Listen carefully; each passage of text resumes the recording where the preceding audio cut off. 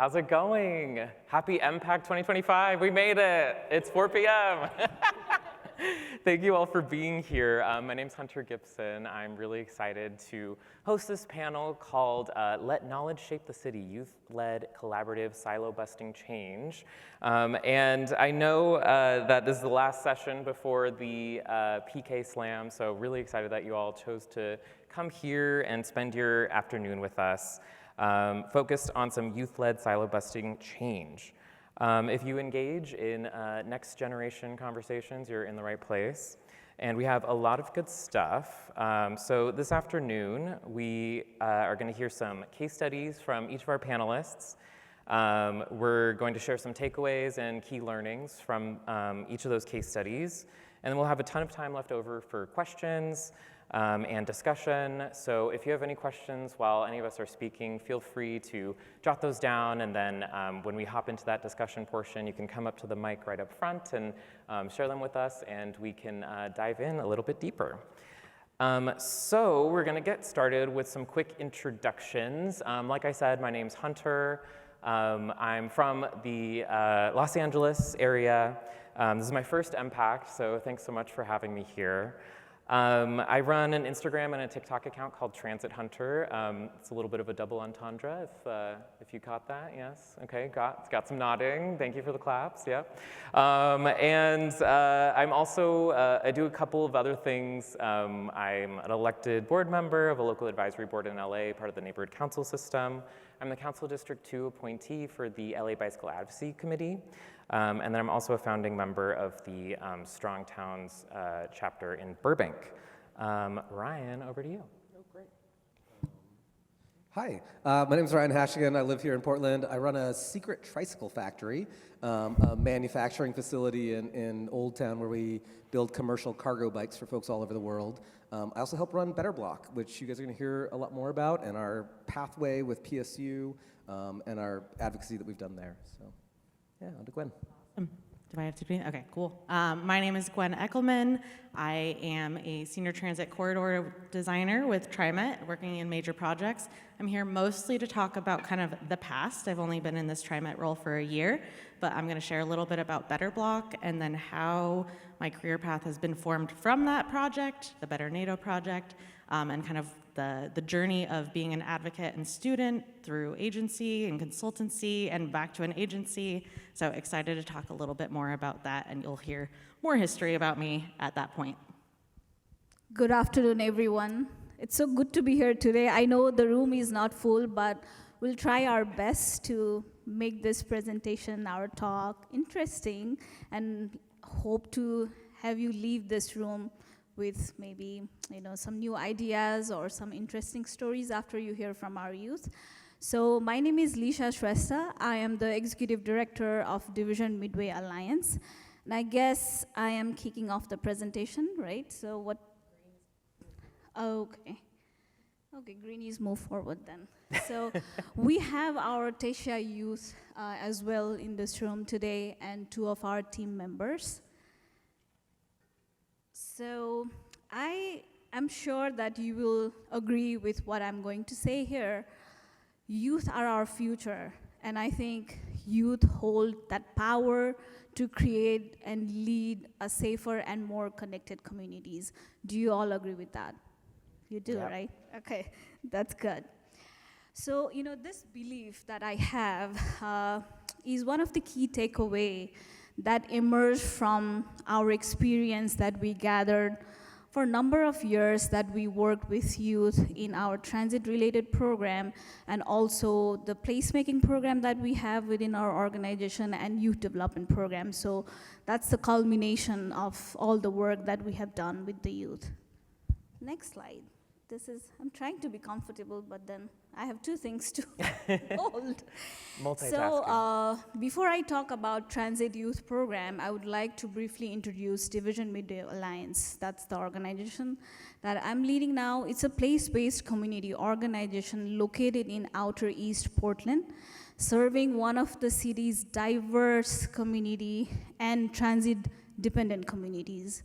So that's the population we work with. So our work focuses on building safer and more resilient communities. We also try our best to create economic development opportunities for our community and small business owner in our district. And all of our programs are community driven, and we co-create program together with our community and make them part of our success and make sure that they own the things that we do at DMA. So beside being in a district where there are a lot of diverse community members, we are also located in one of the high crash corridor, where 47 of the traffic deaths occur only in District 1, which is our district. And here you can see that the number of youth who have lost their life in traffic crashes in 2023 and 2024 was 3 times higher than in previous 5 years combined. So you can see this is very critical time. We need to take action and make sure that youth are part of the conversation. Our diverse community in East Portland are also part of the conversation and helping us lead a way to make the area, East Portland and City of Portland, safer for everyone. Okay, so next slide. Yes, that would be so helpful. Okay, so this brings to our community visioning that we did in 2023 with 103 community members from 8 different language and ethnic groups. And this also informs us that transportation safety is priority and common and urgent theme among all of these community members. You can see here on the screen that they shared transit safety education and better road and safer road system is necessary in our area, like safer sidewalks and all those good things that we don't have right now. So moving on to the next slide. So we listened from the community, it matched with the data, numbers, and everything. What next? So what we did is we partnered with PBOT to do a focus group discussion with 40 community members, and youth were integral part of the process. You can see in the photo that they are listing like least safe places to most safe places in East Portland. So out of this discussion, what we realized, okay, we need to create a safety toolkit and try to implement the ideas that the community members shared into our programming. So out of that, we, of course, created a toolkit where we talk about practical strategies and create program through infrastructure investment and also the community programming where we involve youth in the process. And you can see this report in our website, in the PBOT website. And earlier I forgot to mention, like this is the community visioning report, which details all the important things, the vision of our community that they want to see happen in East Portland and especially Division Corridor. This is also on our website. So moving on to the next slide.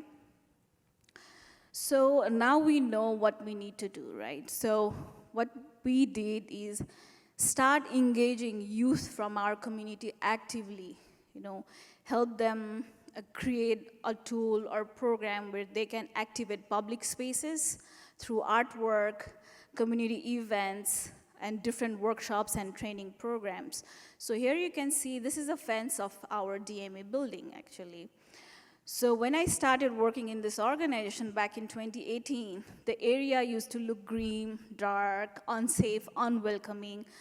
We used to get a lot of graffiti gang tags on our fence, and then a houseless guy sitting on the front porch, drunk, not letting us inside the office. So we have seen all those things, needles on the ground, unsafe debris, so everything like that. So what we did is involve community in the process throughout this 5 years to make the area safer and welcoming and vibrant for everyone.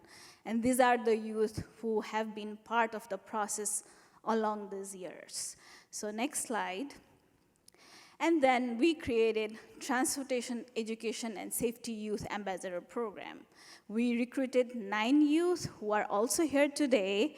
So this is a multi-year cohort-based training program where they went through intensive training with different transportation-based agencies, PBOT, TriMet, Metro, and everyone for the last 1.5 years.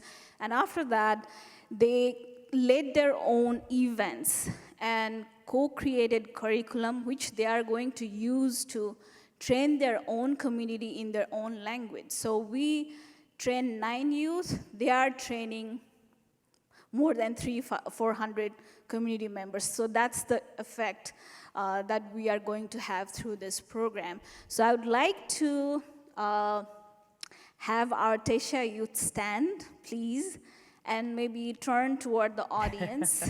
Can you please? So they are from different communities. They speak multiple languages. Some of them are recent of arrival, maybe less than 2 years in the United States. So we are creating leadership among youth already. And then we also have Turewa. She's our program coordinator. She's the one who makes sure that everyone is on track and provide mentorship opportunity. Turewa, can you stand? So she's our program coordinator. And then, can you go to the next slide? Not everyone is here today, so. And we have our program manager, Lorena Mora, and one of the youth ambassador, Amy Wu. They will also share about their experience, and I would like to welcome them and talk about their experience in this program. So Lorena, would you like to come here, please? I can see you from here. Can we get a round of applause? Woo. Okay, hello everyone. My name is Lorena Mora, and I'm the Programs and Partnership Manager at Division Midway Alliance, and I also work closely with our program coordinator with the TASIA program, which is a Transportation Equity Safety Youth Ambassador program. So I will be talking a little bit about a project that they did this year, or that they worked on this year. So on July 19, during the 2025 Transportation Resource Fair that DMA holds annually, the TESIA youth showcase their work to an audience of around 80+ community members from diverse languages and ethnicities. So working in pairs, the youth develop poster board projects on a range of different transportation safety topics. So those topics include pedestrian and bike safety, public transit safety, winter travel safety, distracted driving, speeding, street design, and electric bikes and scooters. So the youth use these poster boards to showcase their transportation safety topics and engage with attendees who interacted directly with the youth. And then we also had our transportation partners present at the event, and they evaluated each team on their poster content, presentation, delivery, and also clarity of information. So this project really empowered the youth to be active voices in transportation safety and created a platform to share their work with the community that we work with. I think we have a video where they will talk a little bit more about their work with these posters. Thank you. Thank you, Lorena. And then we have, these are from the event that was led by youth, 2023 Transportation Resource Fair, and then, that's 2025, sorry. Because this is our 3rd year. We started in 2023. And then the DMA Play Street event, where we engage neighborhood kids and community be part of this work. So next year, we are planning to do a youth resource summit. Like, we have been doing a resource fair, but we want to do a conference-style youth workshop by engaging them. And I think this is an opportunity or a platform for me to share. We are seeking sponsorship as well. So if there are any interested party to help us carry this conference, that would be great. And next, we have a video presented by, prepared by our youth. It's a 3-minute video, and I would like to all of you to see it. So can you? Go one more. It's on the next slide, I think. Yes.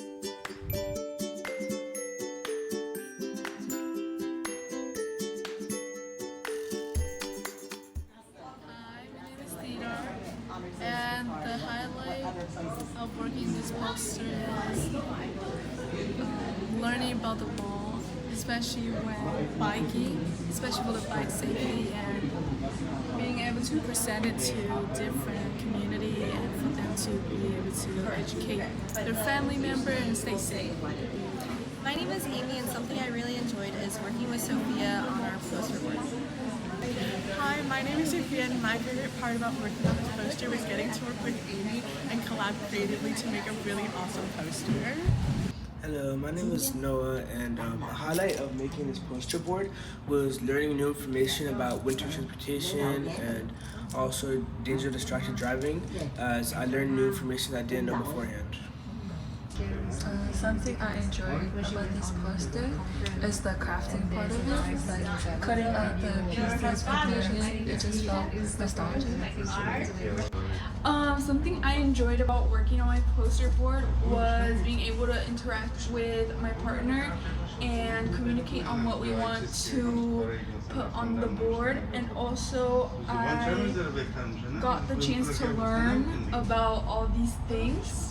So it was really helpful, and I'm really excited to teach other people about it.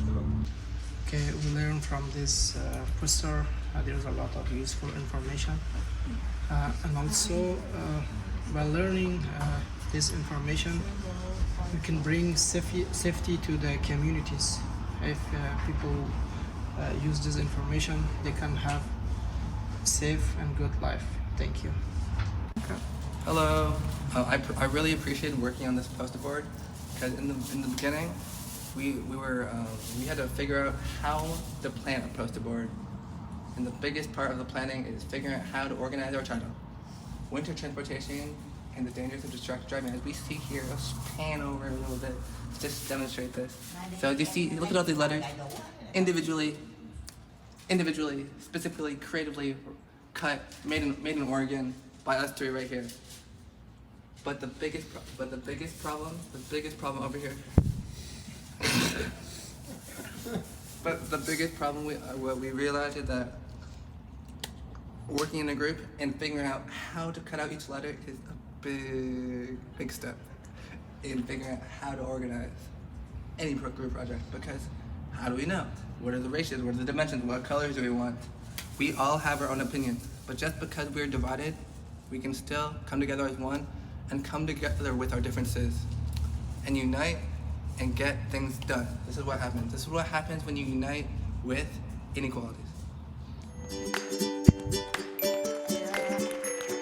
Yeah, that's a great message, Ethan. That's him. So we have one last thing, and we have one of our youth ambassador, Amy Wu, and she would like to share her experience.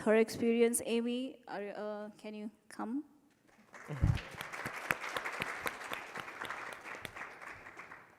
Hi everyone. Hi, I'm currently a student at Lewis and Clark College, and I've been part of the TESIA program for almost 2 years now. I wanted to share today about my experience being part of the program and some of the highlights that I've had. The most important one has been being able to be a point of support for the Vietnamese community and being able to interpret transportational resources for them. I feel like this is especially important for Vietnamese people as the traffic culture in Vietnam is so different compared to here, which can be really hard to navigate sometimes.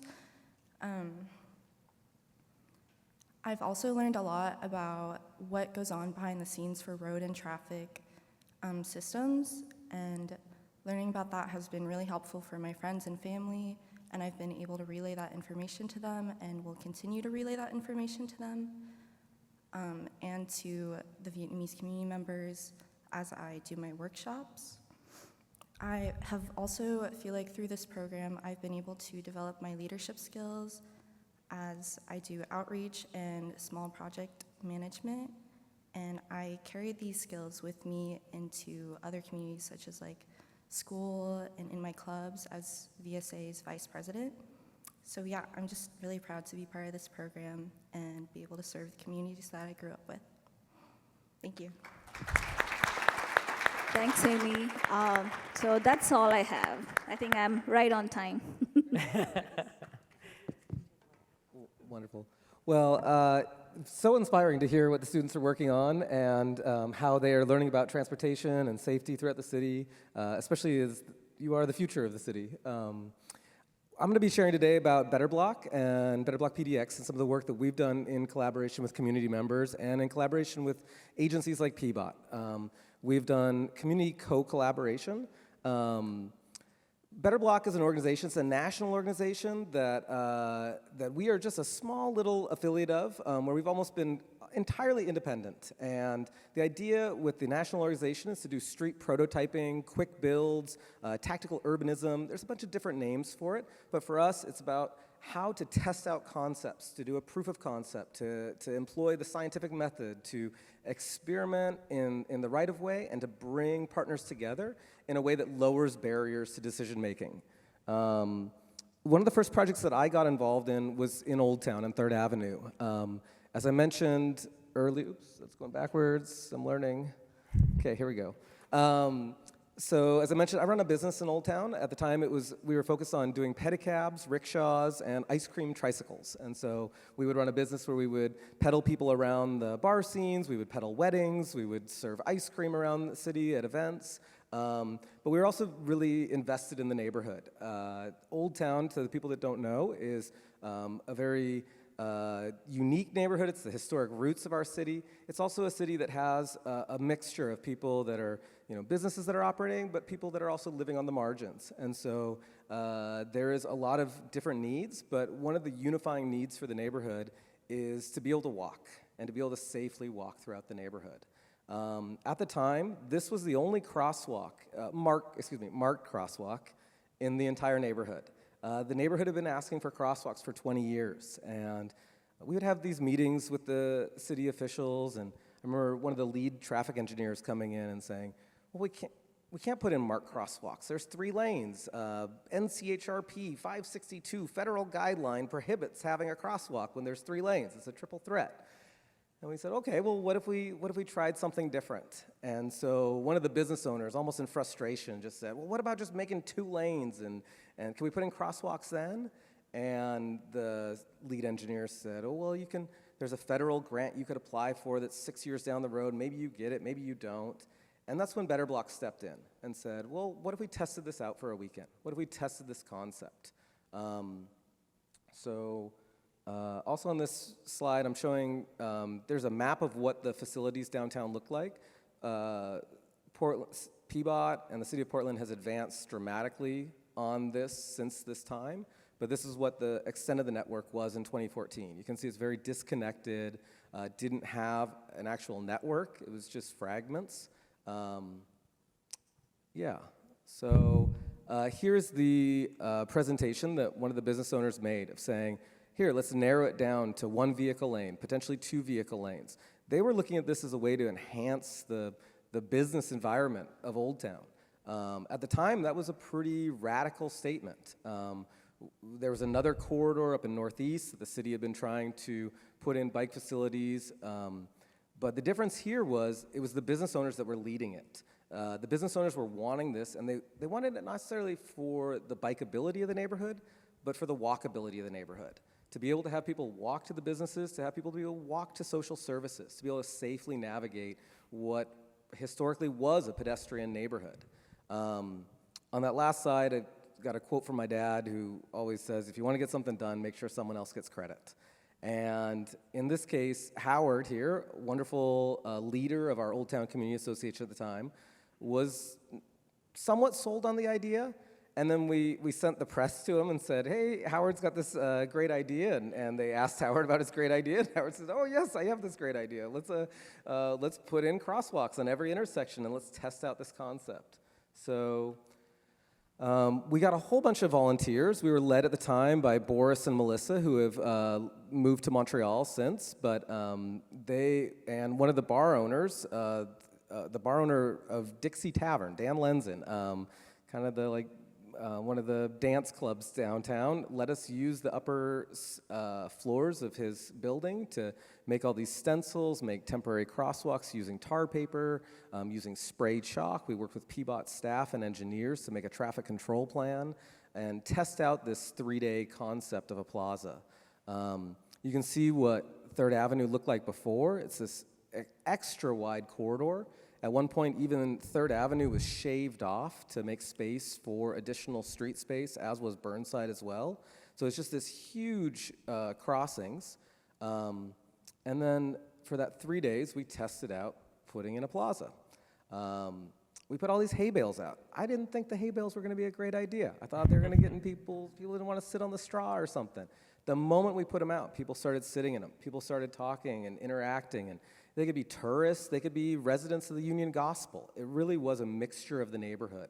And what was nice was some of our neighborhood leaders, Howard and Helen Ying, some wonderful leaders, but folks that may have been skeptical when we were in the kind of design phase, they were able to see it and experiment and go talk to people and see, well, yeah, here's one of the residents of the Union Gospel, and here's a tourist that's coming and visiting from Vancouver, BC, and seeing how these interactions in the space would work.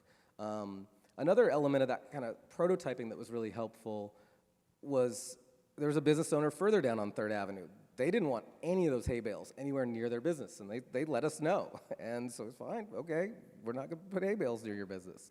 The next morning, Saturday morning, they said, hey, Ryan, you got any more of those hay bales? And I'm like, sure, what changed? And he just points down to Voodoo Donuts. And he says, well, if I could just get some of that foot traffic down here, maybe I could open up for happy hour. Maybe I could open up for lunch. And so it's the beauty of being able to test out these ideas. We worked with the fire department. We worked with PSU. This was kind of the start of the collaboration that Gwen will talk more about. In this lower photo, you see that there's a lot of MERP students that are now PBOT staff. I see Catherine Doherty-Chapman. I see Zeph Wagner. I see some of the city engineers. And for the lead traffic engineer, this project was a delight, too. We told the mayor at the time, we said, hey, if this project goes bad, you can just blame us, the students and the volunteers. And if it goes well, you can take all the credit.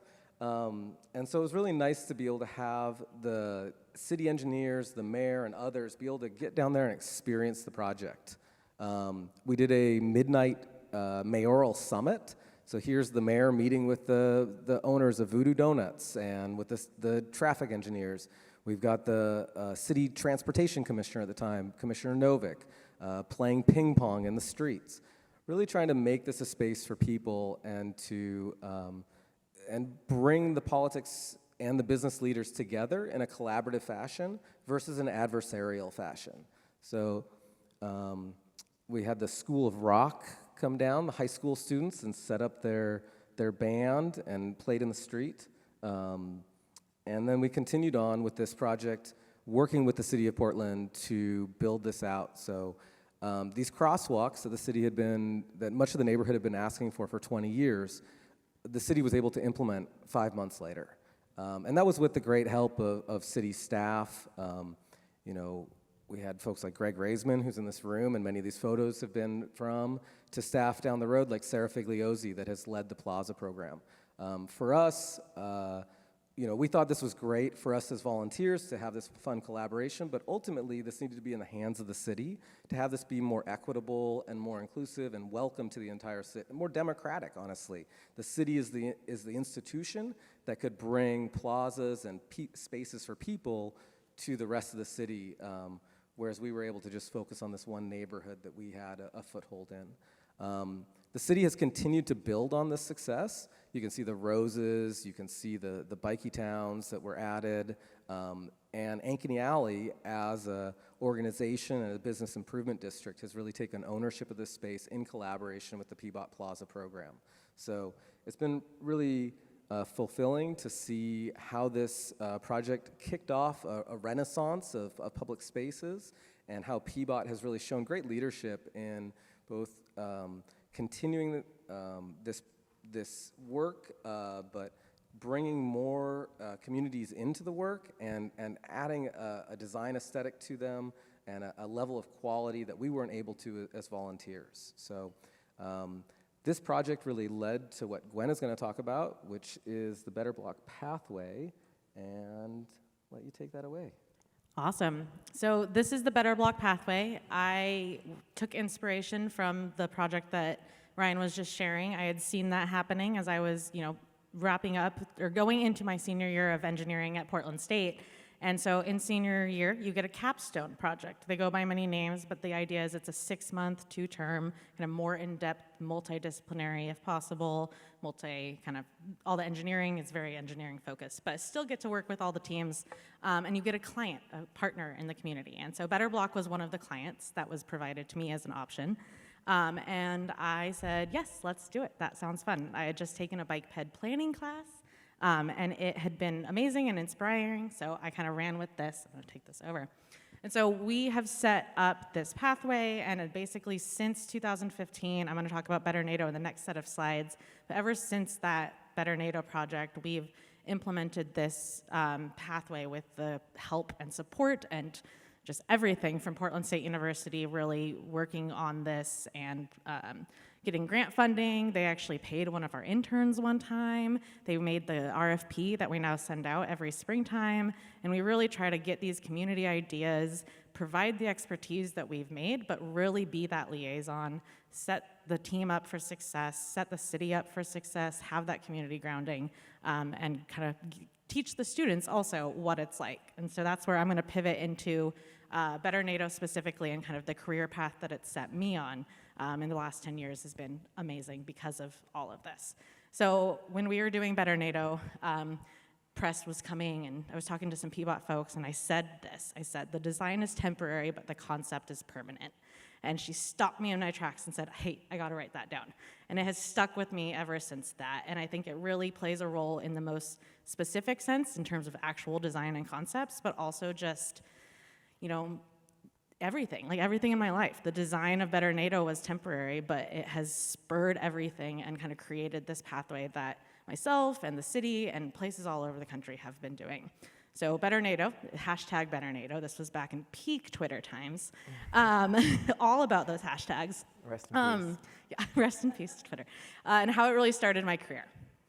So Better Naito, these pictures show some of the existing on the top row and the during the first demonstration with the cones in the bottom row. And so waiting, walking, and biking, nothing worked out well. The waterfront park, which hopefully you guys have all had the chance to see, is beautiful. And the festivals come in during the summer, and we get hundreds and hundreds of thousands extra people in downtown. And during those festivals, they often block the entire park off, unless you're part of the festival. And so you can see in that photo, the fence goes right up to the curb. There's no sidewalk. It's a park, but there is no sidewalk on that side. There wasn't, there is now.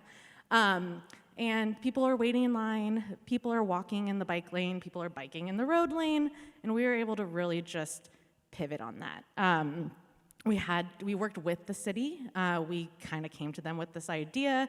It was very conceptual, and then all of a sudden it became very real. We said, hey, we have this idea, we wanted to go all the way to Harrison, all these things, all these complicated intersections, but we picked this segment from just under the Hawthorne Bridge to the Steel Bridge. We worked with the city traffic engineer. He sat me down, he said, do you know what the Manual for Uniform Traffic Control Devices is? And I said, yes, MUTCD, Chapter 6, temporary traffic control. And so we made some faux MUTCD signs. That one you can barely tell, but that is like 6 feet tall by like 10 feet wide. That is giant. All of these signs were designed with the intent of the MUTCD, but not perfect. So with the DIY signs, tons of volunteers, and very strong political will, we were able to make this happen in 2015. 8 years later, I'm gonna skip a lot of this story. We, with the help of the city, with the help of everyone, really, it was built. It got built. It is a beautiful, beautiful project, and it was voted one of the best new bike lanes by People for Bikes in 2023. So there's a lot to skip over that I just did, but it is really how it all goes and kind of what we like to do. So we really hit off this long history of innovation with public space. You know, Better Naito is now there, but it used to be a freeway. It was a freeway, then it became a park. Naito Parkway was, 4 lanes. It's now 3 with this beautiful bikeway and sidewalk that got installed. So really just riffing off of that. To Twitter, we had 971 very positive tweets from the public. That was one of our fun graphics that we made. You can kind of see the snippets, and really, I do miss Twitter. It was fun when it was. This is one of the first pop-ups. You can see me smiling there, having fun. We walked and rode and had a big old press release. We did quite a few of the press releases over the years, and it was very fun.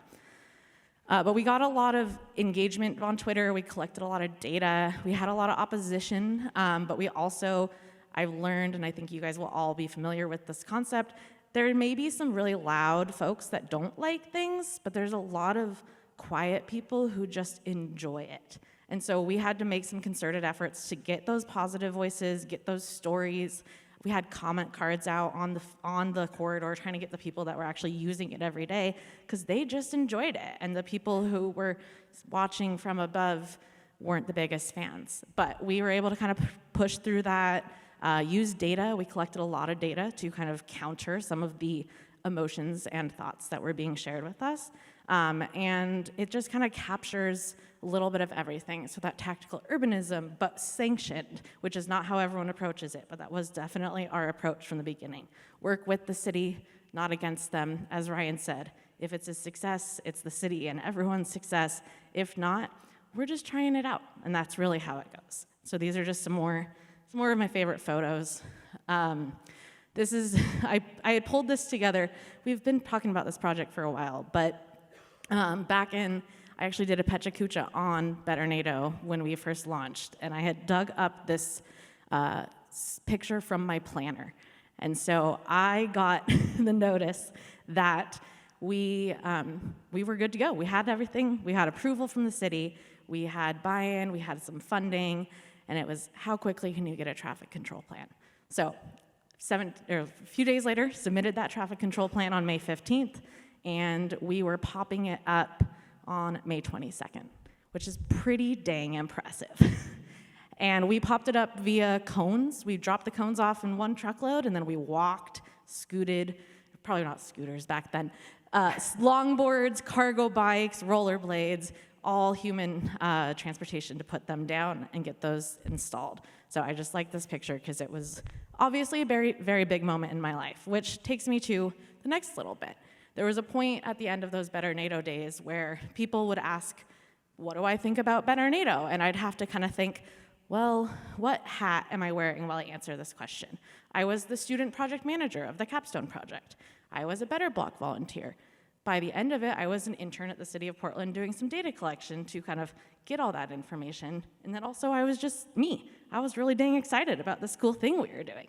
And so it was my first lesson, in hindsight, a very big lesson, and something that would continue to be a theme throughout my whole life of what is the answer? And I think the answer really is, there's a lot of different answers. There's always gonna be the right answer to some people and the wrong answer to others, but thinking about it, I think the answer was in general, we're trying this and it's really cool. And whatever comes of it, comes of it. And now I can say, with a lot of hindsight, it was awesome and the city was on board. But I think I want to speak to this slide. The top row shows some of the jobs I've had over the last 10 years. Started at Portland State, Better Block volunteer, got that internship at the city, worked at a little traffic engineering firm where I wrote traffic impact studies, but I got to do all the Better Block advocacy. They didn't really overlap with each other, which was awesome. But then I started working at a firm that did do this stuff. And I had to kind of define a new line for myself of, I can't go push the city to be doing good things when I also want them to hire my firm to do things. And that was a line that Ryan and I had a lot of discussions of, I can't go push for a project on Better Block side and then win it as a consultant and do that. There's lines that have to be drawn. Still figuring all those out. I'm now at TriMet, different agency, different context, but also still amazing and finding new ways to do it. And so using data, using empathy, using all the things, listening to people, talking to people, understanding what's feasible, what's not, when you should push those boundaries, when you shouldn't. That's really kind of what it comes down to. So this was a little bit about me, but I think we can all probably find very similar stories or pieces of our lives where you have to balance, who you are as a person and what you do for a job. Sometimes, like me, you're lucky and they overlap a lot, but it also can get challenging. And so that's what I wanted to talk about. Really kind of coming it all down to breaking the silos, getting kids involved, getting the elderly involved. They're great volunteers. They're very great kind of temperament setters. It's very fun. And so wearing all those hats, balancing all of that, really sharing the knowledge and collaboration that we all enjoy. I think that was all. Oh, just some more pretty pictures, because I can't help myself. Oh, one more. Oh, I just hand that to you. Thank you, thank you, thank you.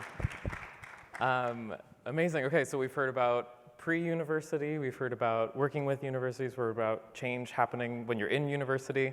I'm here to talk about communication to folks, youth in all of those situations, in that social media. When we were thinking about takeaways for each one of these, the takeaway I was thinking about was focus on project outcomes and use understandable terms, especially when you're working with youth and the next generation. They're not gonna have the same education as you, the same experiences as you, so it's really important to do that. I run a social media account, as I mentioned earlier, called Transit Hunter. So if you've ever been on an endless scroll, I contribute to that. I'm either sorry or you're welcome, I'm not sure. But I kind of break my content down into 4 separate areas. And the first one is quick thoughts. That's where a lot of my engagement comes from. I usually have some visuals from different travels or different experiences that I've had, and kind of have a really clear thesis that is eye-catching and might make some people angry, depending on your opinion on what your city should look like. I'm also a big fan of the LA metro system, so as different projects and features are getting enhanced or changed, I'll usually do a video on that and kind of explain the nuts and bolts that I'm really into. How-tos is really where I got my start. I know I was just tired of my friends not wanting to take the bus with me, so I was like, I'm just gonna show you how to do it, and hopefully seeing my face getting on a bus, like that can help kind of show people that, you know, a bus rider can look like anyone, and hopefully demystify the whole public transit experience, since in LA a lot of people have actually never tried it. And then explainers, when I got more into kind of the advocacy world and started to understand like how laws work and all the different planning terms, since I actually went to school for animation and computer science, I started making videos to share that knowledge. And so some of those videos you see there are me describing what a BRT is, or what a local California state law getting rid of land dedications in front of apartment buildings would do. So I actually went into my Instagram, and over the last 30 days, my videos have gotten 4 million views, with 45% of those folks being from the ages of 13 to 24, which is kind of wild, and why I'm excited to talk to you all today. And this is really the reason why I do it, is comments like these about inspiring folks and letting them know, like, hey, I don't actually need a car to get around. Especially in a city like LA, we have a lot of folks, if you've heard the term car-brained, a lot of folks who just literally will drive to the grocery store even if it's a quarter mile away, because that's just how it works. And these kinds of comments are what keep me going and what get me really excited to post. So I wanted to share with you all a case study about the Sepulveda Transit Corridor. If you have not heard of this project, it's basically along the 405 freeway in Los Angeles. It connects the San Fernando Valley, the valley, if you've heard of it, to West Los Angeles. So it really goes, it's a huge transit corridor, and you know, the studies that Metro was doing found that it was going to have over 100,000 daily boardings for whatever alternative that they go through. And as it got to the draft environmental impact report phase, to kind of figure out, you know, what is the impact of this going to be, and we had to do that to get federal funding, all that good stuff. There were 2 alternatives that I did not think were the best route forward, and that was building a monorail down the middle of the freeway. And so I was like, I want to get people engaged. A lot of people don't even know that this is happening and that there are heavy rail alternatives that would actually take people closer to the destinations they want to go to. So I made this quick video. It's about 1 minute long. You're seeing it play now. And I think a lot of the comments were in support, but I was really excited to see people that didn't even know this was happening.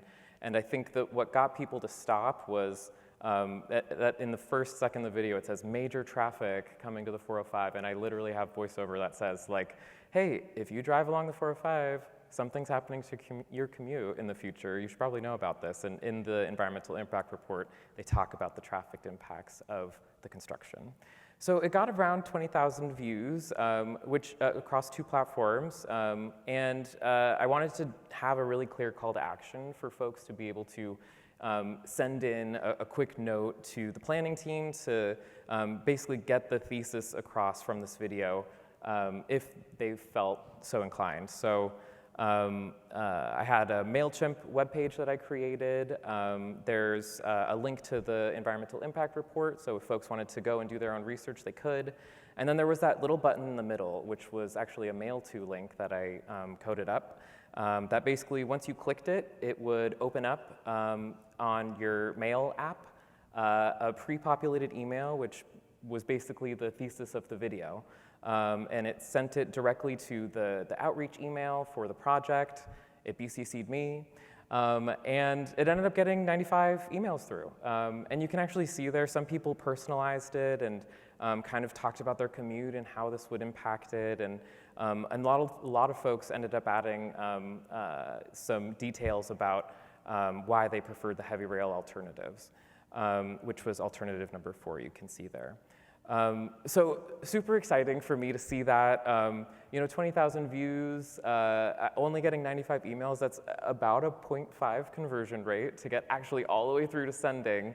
And I wish I had stats on how many people actually like viewed the web page and clicked the link and all that kind of stuff, but I just don't. But what I learned was engagement should be easy and early. This was years into the planning process for the Sepulveda Transit Corridor. And the fact that I only got 0.5% engagement on this means that it has to be completely simple for people, especially with 45% of those being in the 12 to 24 range. You got to make sure that if it's not 1 click, it's 2. The least amount of clicks possible, the better.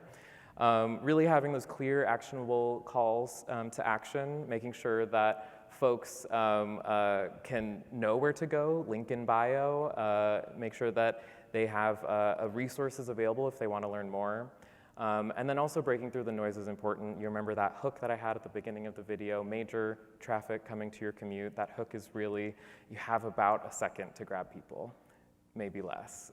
It depends on the day and who's watching. And really exposing those outcomes can garner attention. So major traffic coming, you can have heavy rail near your destinations if you want it.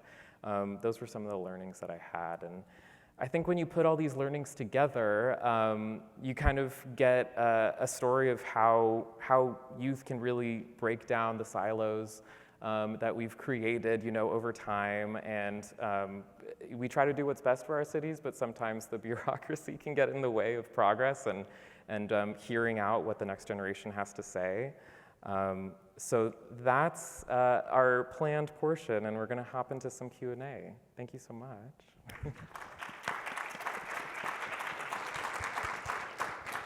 So if anyone does have a question, feel free to approach the mic, and we can totally dive into those. But in the meantime, I wanted to ask our panelists here, why do you find youth voices so critical in shaping local transit and planning decisions? I can start. I think I've had the pleasure to go to PSU host a high school transportation summer camp, which is amazing. And I've had the chance to go hang out with some of those kids as well as do stuff with middle schoolers and even younger. And what I like to tell them is they are uninhibited by the guidelines that I have to follow. I know the rules. They don't, but they do know the lived experience. And so their ideas are amazing. Sometimes they're silly, sometimes they're ridiculous and completely unfeasible, but a lot of times you can kind of get to the root of what they're saying they want and find things within those guidelines to make it work. So I think that's why I love working with kids, is just they don't know the rules. And it's so great because we have a lot of them, but they should be questioned. And so the kids help us question them. And I would like to add a few things echoing what you just shared, Gwen. So since we work with a lot of youth through our organization, what I have seen, and I mentioned at the beginning, youth are our future. They are leading, safer and more connected communities because they are the voice of their family, their community. And since we work with youth from diverse community who speaks multiple languages, not only one, some speak more than one, and their family who migrated to United States maybe less than a year or two, it's really hard for their families to understand the transportation system, getting to work or getting to their doctor appointments. So they are the ones who can lead and help their families, their community, reach to the destination safely. So, which is why we have created this program to make sure they are not only advocating for themselves, but for the entire community and making a mark for everyone to follow in the future. And then the lived experience that you just shared, that's so critical, because their lived experience should count, because that's how we learn from each other. And that's what we value at DMA. Yeah. I've really valued when we have the collaboration both between the younger students, the youth, and then also the college students that have been working at PSU. Remember in 2016, we did the Connect the Park Blocks Walk. It was first iteration of the Green Loop, and we collaborated with Oregon Walks to do an Oregon Walkways event, and it was connecting the PSU campus to the PNCA campus. Well, that was so successful that the following year, we collaborated with Coley and Living Lents to do their versions of recreational cultural loops in these neighborhoods, the Coley Camina and the Lents Green Ring, and it became a community celebration space and also a test of potential infrastructure. So it was nice to see the layers of collaboration and the ideas that resulted that wouldn't have come forward otherwise. I think what I love hearing about your guys' stories is that you just tried things. And I think that's what's really cool too, is when you just try things that either maybe are within the guidelines that you've created or not, that we've created, different cities. When you speak to kids, they actually don't know anything about those guidelines. And that's great, because then, their visions go wild, and what could be the future, who knows? But that can really build on that vision. Yeah, question. Good afternoon, and sorry that you have to see my behind. Thank you for your work, and thank you for your work. I live in Portland. I'm on the city's Bicycle Advisory Committee. Also co-host a bike show on cable radio. Written encyclopedia entries on cycling, and have been a daily cyclist since age 4. And one of the most exciting things in Portland has been the bike buses.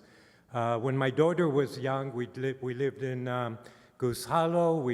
She went to MLC, the alternative public school, and it was just me, her, and one of her friends. So it's nice to see the city parents starting it, kids as young as 5, 7, and now it's more formalized, but there's a lot of issues of safety, unfortunately. I'm mystified by not seeing many teenagers riding bicycles. I don't need to sing the praise of this vehicle of personal and societal transportation and transformation, but I live in Northwest Portland. I talk to a lot of teenagers in my neighborhood. Many go to school at Lincoln or MLC.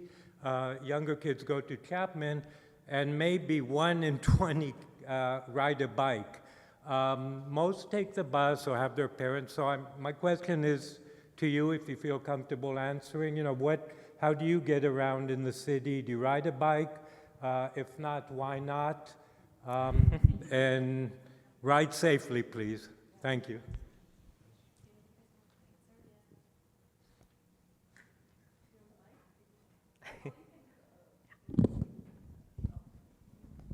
Thank you.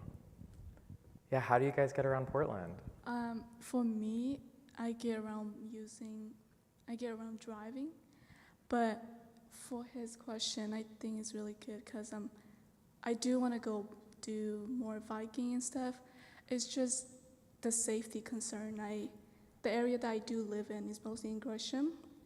We don't have bike lane or sidewalk that allow me to bike and do more walking. So I have talked to friends that do want to do biking and stuff. Their main concern is safety and not having the bike lane that is for us to get started. And even I think it's also the parent as well, is that if you grow up driving, generally we tend to kind of disregard biking and stuff. So I think it's just safety concern. Awesome. Anyone else? Anyone else? Answer. Well, thank you for sharing. Yeah, I think that's so true. I think when you think about the built environment, that's really what you're passively incentivizing. And I think in a lot of places, especially in the US, we incentivize driving and nothing else. Not even pedestrians a lot of the times.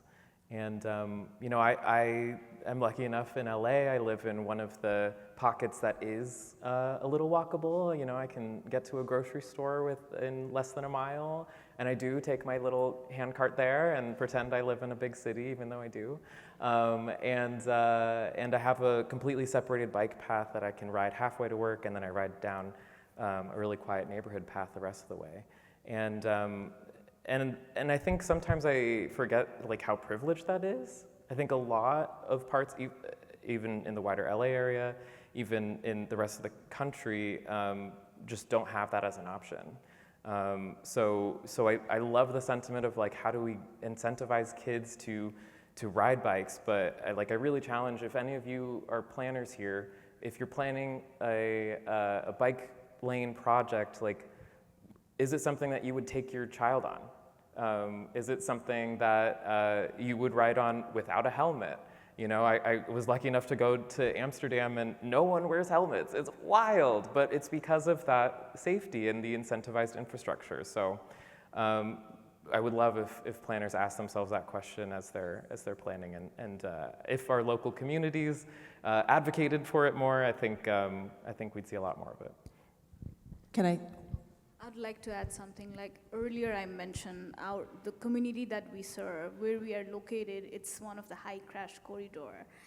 Yes, we have a bike lane that has been currently installed in Division corridor, but I don't see a lot of people using that anyway, because the area, I don't know how many of you are here from Portland and have been to East Portland. You know how unsafe the roads are. We have tried like multiple times to engage youth and family through our DMA bike and walk, even by partnering with PBOT multiple times. We even handed over like safety gears, helmets, and everything, but still, due to lack of safety, the roads are really wide, you know, it's not safe. But we really want to see that happening, because it's not only about riding a bike, but it is also about their physical well-being, you know, mental well-being. So I think it's important. So we are ready to, you know, partner with organization or anyone who can help advocate to achieve that. Yeah. Can I speak a little bit to that? Thank you. I want to thank the last person who asked that question of the youth and your honest answer as well. My name is Darcy. I'm from Boulder, Colorado. I am the director of our transportation management organization there. It's called Boulder Chamber Transportation Connections. And I'm also a researcher. I did my PhD in planning focused on youth and family transportation. And so that's why I wanted to come and listen to this conversation, which is great. And, you know, that's exactly what I heard. And I guess what I wanted to ask was, so Better Block, you guys are doing amazing things, and I want to have Better Block Boulder, so I want to talk to you about how to do that. But also, you know, you seem to be really focused on central Portland, and that's exactly where we need to be working, right, is out in Gresham and East County, where families can afford to live. It's exactly the same thing in Boulder, where I live. Central Boulder, great assets, you know, lots of activations, but families live in East Boulder County and Broomfield and places that are more affordable. And so, and in a lot of the cases, parents don't let their kids ride bikes, and they are driving them everywhere because of fear and safety concerns. And it's not about giving people equipment, to make them more visible. It's about changing the environment to provide the opportunity for safety and accessibility. So I'm just curious about whether Better Block is planning to do more work where there are concentrations of families. Ryan can add to anything that I don't capture, but I think that I will say the Lentz, Green Ring, and the Coley Camino ones are outer East Portland, so that was a very intentional choice because we also acknowledged and realized that, so to date, at least back in 2016-ish, a lot of the projects were Central City. I think for us and the way we run our program, a lot of that does also come down to the fact that the students are going to Portland State University, and we're asking them as part of their curriculum to go out and do field studies and go out and do site visits and all of those things. And I think just in terms of respecting their abilities and time and stuff like that, the Central City is, for better or worse, a little bit easier for us to ask our students in the way our program is run right now. We did have a group of students do a project from Independence, Oregon, so way not even in the central, or not even in the Portland metro region. That was via our RFP. Fred Evander, I don't know if he's here, but he's at the conference. He submitted an application to our RFP, and we kind of worked with the students and the teachers to say, hey, if we can get one site visit coordinated, do you think that we can kind of relax the curriculum so that they're not gonna be able to go do all this data collection. And so that was a really fun one, but I think it was just a little bit too much to ask, but I think you are spot on, that was the impetus for our RFP, was like, we shouldn't be coming up with these projects in this list. We need the community ideas, and then layered with the feasibility of just the way we're running. But I think that, yes, we need everywhere to be easier. We need to think about those things holistically and really build those networks of safe streets that kids are comfortable riding, that parents are comfortable letting their kids ride on. I had many a conversation with people with Better Naito, which, very much Central City, we were always aware of that and kind of thinking about it, but even then it was a 5-foot bike lane, and people were like, this is perfectly fine. Why do we need this multi-use path? And I was like, would you bring your kid or your grandma on this? Because I sure wouldn't. And so I think that it's showing it off in the Central City and then bringing it out everywhere else and really using that proof of concept. Yeah, I mean, this has been one of the core issues since our group formed, and just we have areas of the city where we're testing out these concepts, and we have other areas of the city where the lack of infrastructure is fatal. And so on Better Naito, there was a funding decision at one point where the mayor's office wanted to put $1.2 million towards building a capital version of Better Naito, and our organization said, no, this is not where it needs to go. It needs to go to Outer Halsey. We work with the Oregon Walks to have that money go in that direction.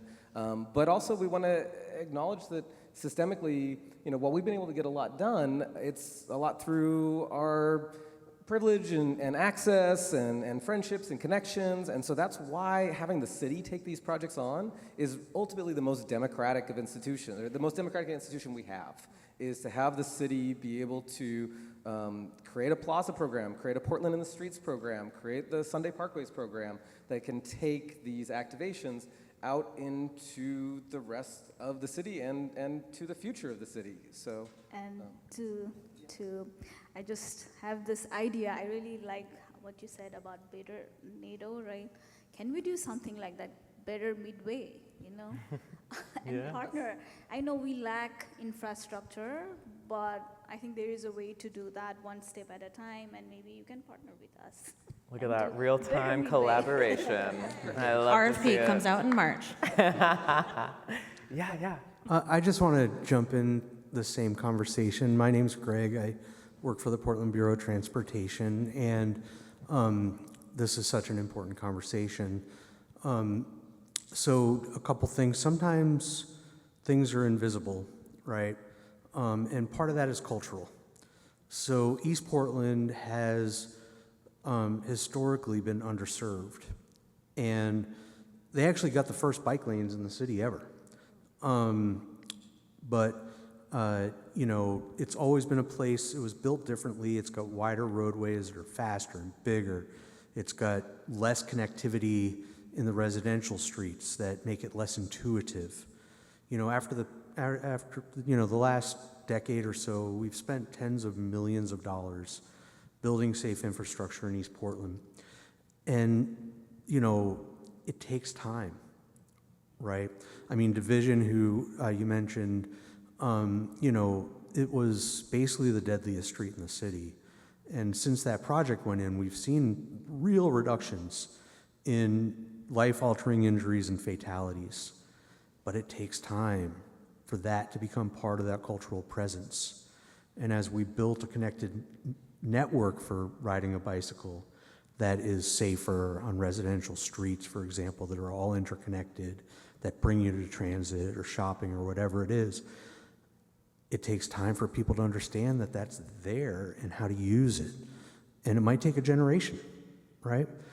Because we all grow up listening to how we move around and being told what is safe and what's not safe and how this whole way that we live our lives outside of buildings works. And so I think we need to keep investing. We need to keep using best practices. That by no means is it done. But part of that project also needs to be a community conversation about how do we do it. So thank you for letting me chime in. Yeah, thanks, Greg. Hey, I'm Kurt from Seattle. So I wanted to speak particularly to your project, Ryan. In Seattle, a lot of people think of it as kind of a collection of neighborhoods, and they're sort of disconnected in many ways. And one of the things I've noticed with like farmers markets and kind of street activations is that they typically only have places where there's a chamber of commerce or there's some sort of business association in the neighborhood, and that tends to leave out sort of underprivileged areas of the city as underprivileged neighborhoods. So I know you mentioned, you know, the city being a way to sort of bring maybe those types of activations to other communities.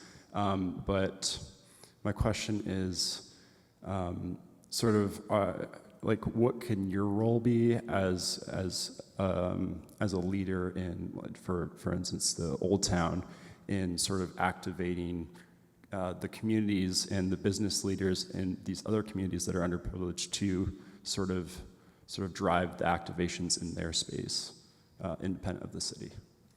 Yeah, I mean, one of the best advice I got actually came from Greg, who just spoke before you, which was if you can get the business association and the neighborhood association lined up in support of a project, we have a green light. And even more so than that, if we can have it be their idea to implement these projects, then, you know, it's the project's a go.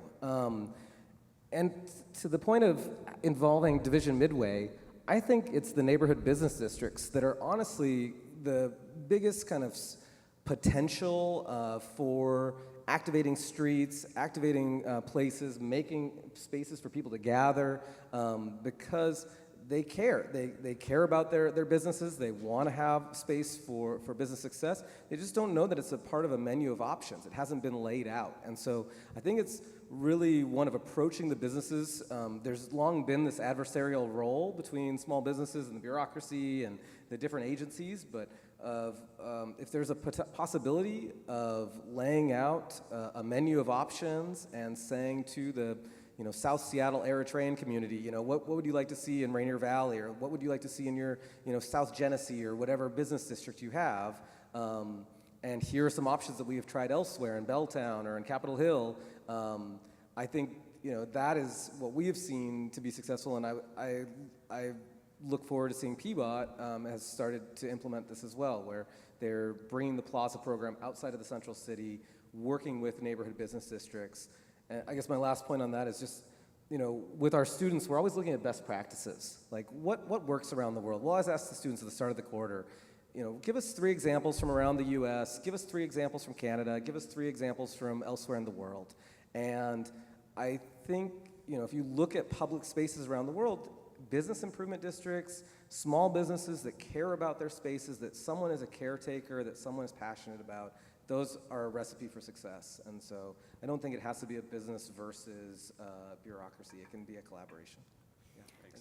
I think also getting to the root of the goals of what you want to see. I think in terms of, the long term, yes, there's generational changes that we have to make, but also that incremental change, and those things are two very different approaches, but I think you can do both at the same time. And so something that I have learned from my years of kind of the Better Block days and then being a consultant is really asking, what do you want? Tactical urbanism, pop-up, pilot, demonstration, quick build, all these different words float around. I was a consultant. We got many RFPs that said, we want to do a tactical urbanism project, and we have a $25,000 budget. And it was kind of like, okay, let's talk about that. What do you want to do? Or regardless of what the budget is, really. It was, what are the goals? And so a lot of times I kind of, from the very beginning, opted, do you want to get community buy-in or do you want to collect data? That's one kind of early spin-off of the ways that you can be kind of working towards these, because community buy-in, throw a block party. A lot of cities have existing permits for block parties. It's pretty easy to do that. It's usually pretty cheap. And you can maybe get a little creative and work with the city and do a multi-block party. And then you could maybe test out what a bike lane would look like where it's closed down to cars, so it makes it a lot easier from a safety, traffic, liability perspective. You've got that block party, the road is closed. Let's test out what a neighborhood greenway looks like versus a bike lane versus a protected bike lane. 3 blocks of block party, we're just having fun, and then you have a lot more information. That's pretty easy. A lot of people can do that. There's not a ton of barriers. Doing a pilot program, though, on the other hand, is could be a little bit harder if you want to collect data, if you want to actually set something up, if a signalized intersection is involved. Things get a lot more complicated a lot quickly.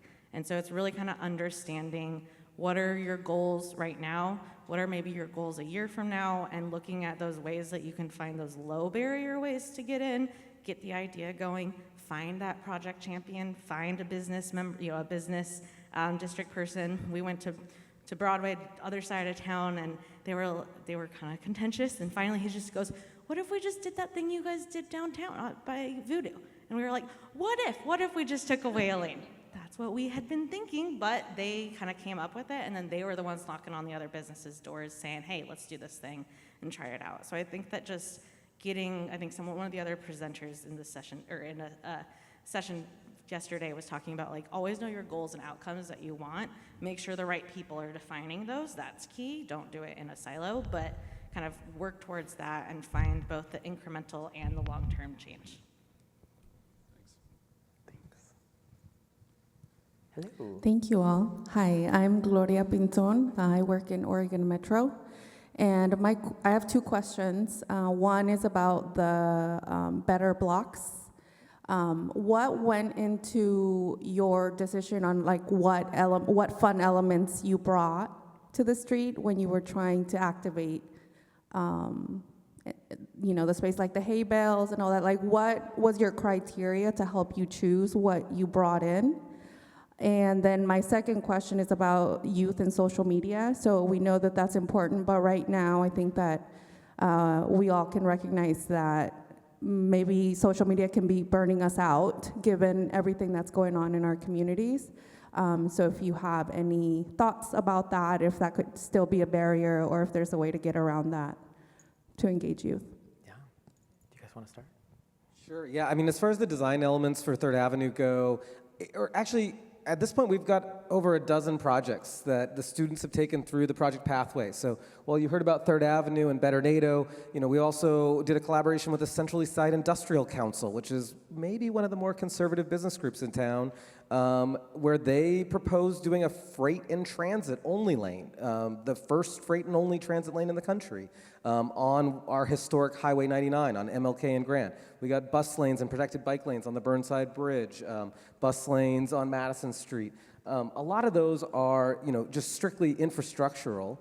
3rd Avenue, the Coley Camina, Lentz Greenway, those were activations. And so those were really soliciting the neighborhood feedback, the small businesses. I can remember sitting upstairs above Dan's bar and us all saying, well, what are we going to do to, we got a permit. What are we going to do now? What are we going to fill this space with? We can't just throw a party and have nothing happening. So, it was everything from beanbags to Adirondack chairs to, really just a menu of options and brainstorming. And then we also had a lens of the fire department and the police department and these partners that we wanted brought in at an early stage to support the project, because we knew any final outcomes were going to require their support as well. So as one of those slides showed, we had the ladder truck from the fire department. We had the fire chief come in and test out the protected bike lane and make sure that they could make their turns. We had the Pips and Bounce, the ping pong club that was opening up. They brought their ping pong tables down. As far as ideas, it's really, there's a business improvement district that Greg's involved with, that's Ankeny Alley Association. Right now, we have meetings every other week where it's strictly ideation. The Better Block students recently came up with an idea last year to extend Winter Lights Festival into Old Town as a way to create connectivity across Burnside and have less of a barrier between Old Town and downtown.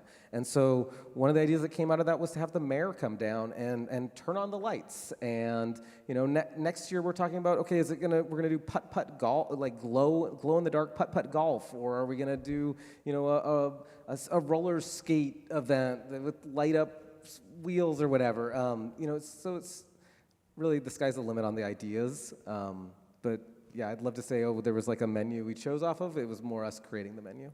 Yeah. I think also just finding unique things that are already in the community you're being a part of. There was a presentation earlier where there's like a guy that does a sign and he dresses as a crow, and the VTA, the Transit Authority, put a VTA vest on him, and he's now their ambassador. And I'm just like, I love that, because those are the types of things. Even all of these images up on this screen are I'm born and raised here. These are all such Portland things, iconic things. And so finding ways to bring those, find the community partners that are already there. Maybe they don't have cash to contribute to make a project happen, but maybe they have some seats that they already own, or they have that cornhole thing, or all those, finding ways for the community to get involved. And I think that the activation part is where that comes in. I worked on a project once down in Los Angeles. We were trying to do a street parklet and plaza, and the community really wanted a dog run. They wanted a spot to let their little dogs off the leash, and they were all like, it doesn't have to be that big, just a couple parking spots worth of space where we could sit, grab a drink, and they can play there. And I was just so simple. I would have never thought about that. So kind of using what your community wants as the activation, and then let the infrastructure kind of, sometimes they can merge, but sometimes it's as simple as just separating those and finding the community to bring that space and activation. And in alignment with what both Gwen and Ryan shared, so I know we are a small organization, very place-based. So with our own effort, what we have been planning to do is activating Business Plaza. So there are a lot of empty spaces in Division Corridor, which has been vacant, and it's been used by people who are under influence in a houseless community, and that doesn't look good. We want to make the area safer. So as part of that effort, what we did is we collaborated with small businesses along 123rd Southeast Division area. And then what we did is we are creating a business leadership program. I know we don't have funding, but we are doing it, because there is a need and there is an interest. So we are creating business leaders within our community to make sure that they are responsible to keep the area safer and accessible to their customer. And then what we did is we involved youth, and we created a big mural artwork at 123rd. I don't know if you have seen it. We just unveiled the mural artwork. That was last month, isn't it? Yeah. And we did a festival like Midway Bazaar, invited local vendors, clean out the space, and then there were, I think, 200-300 people attending that event. So what we want to do each year, we want to move from one plaza to another plaza. And again, at this point, this is an idea. We have support from the community. We have support from small businesses, but we need to seek funding. And I know we don't have funding. So our goal is adopt a mural, adopt a highway, adopt a mural, one step at a time along Division Corridor. And mural artwork, it doesn't need a lot of money. We have local artists who are more than willing to help us. So If you visit our office, we did a mobile workshop yesterday, actually. So they were amazed to see a lot of artwork in our building. There are actually 3 big mural artwork, and we have made that area really vibrant. So this is what we want to achieve along Division Corridor and take one step at a time. Yeah, and the second question was about social media burnout. Yeah, I mean, when you think about how social media has changed, I mean, like I'm a millennial. I grew up on the MySpaces of the world, and I just remember a time when you would be scrolling and it would be timeline based. You know, posts would be like based in a recent order of when they had been posted. Apps nowadays are really focused on engagement. They want to keep the viewer watching. They don't want you to leave the app. And in that way, it's gotten addicting. And honestly, to the powers that be, I have no idea what that solution is, because in their minds, it's working. You know, their business model is pushing ads in front of these people. And unfortunately, I feel like I'm just playing the game at this point. I'm trying to get in front of these people. Like I said, 4 million viewers, which is crazy in the last 30 days. And if I can at least, even if you don't agree with my message that this 10-second video of a chair that I took is an example of hostile architecture, you at least know the term hostile architecture. And you can Google it, and you might actually leave the app. I'm trying to get people thinking, because I really fear that, you know, in this age of AI-generated imagery and video content, we're going to lose that ability to critically think. So, you know, unfortunately, I'm just playing the game right now, but, and I think burnout is real, and I respect people that have limits to their screen time on their apps. I wish I could do that, but I'm a little too addicted right now. At least for us on the Better Block program, social media has been a real way to broaden the conversation. I mean, Gwen had that slide of the 900 plus tweets about Better Naito. That was a way to have a direct conversation with the mayor and the city council and city staff about, look at all the people that are supporting this. You know, traditionally, the city would often hear from just the Chamber of Commerce. And, you know, while the Chamber of Commerce is not a monolithic voice, and there's many different businesses that compose it, it would oftentimes have a monolithic message in regards to whether they support or were opposed to a project.